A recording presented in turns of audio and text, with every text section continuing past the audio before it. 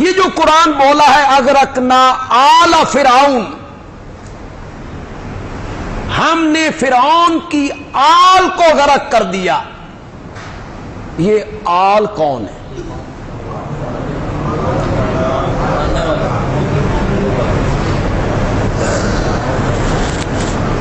اس طرف تو کبھی توجہ ہی کسی نے نہیں کی.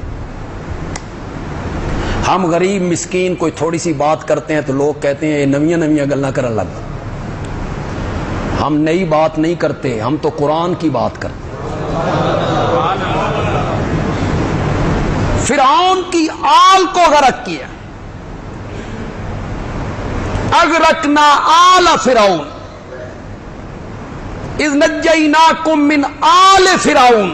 فرعون کی آل کون ہے؟ فرعون کی آل اس کی بیٹی کی اولاد ہے. بولو، بولتے کیوں نہیں؟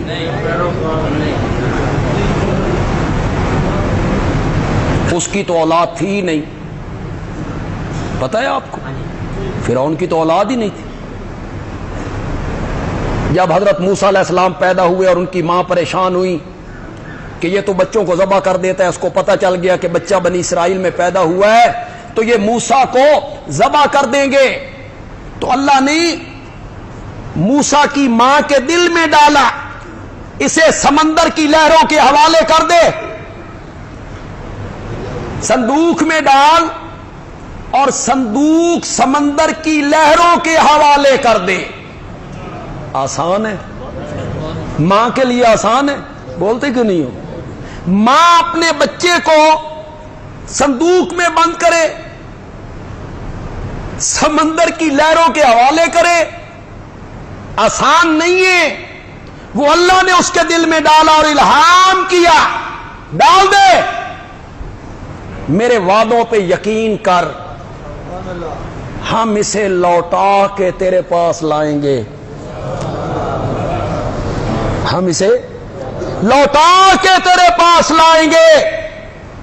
تو اس سے لے رہے ہیں موسیٰ، واپس کریں گے کلیم اللہ بنا کے. ڈال دے اسے سمندر کے حوالے کر دے.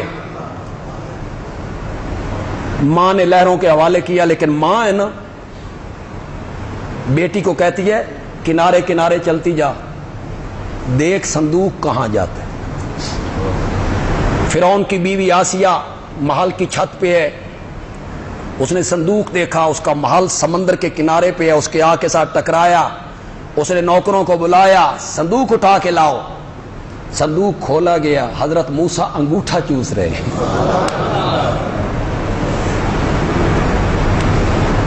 فرعون نے کہا کہیں یہ وہی نہ ہو.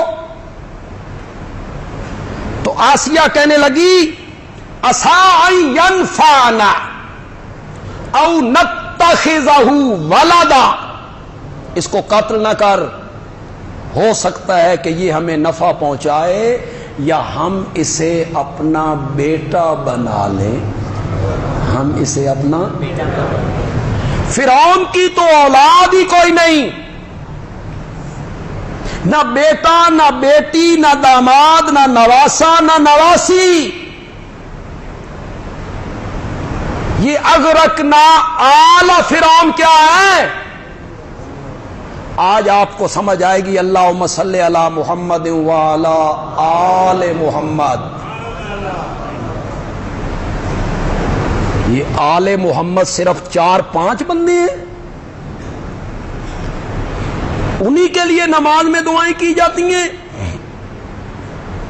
لغت کی تمام کتابیں اٹھائیں، امام راغب کی مفردات اٹھائیں، فیروز آبادی کی القاموس اٹھائیں، منظور افریقی کی لسان العرب اٹھائیں، کوئی سی کتاب لغت کی اٹھاؤ.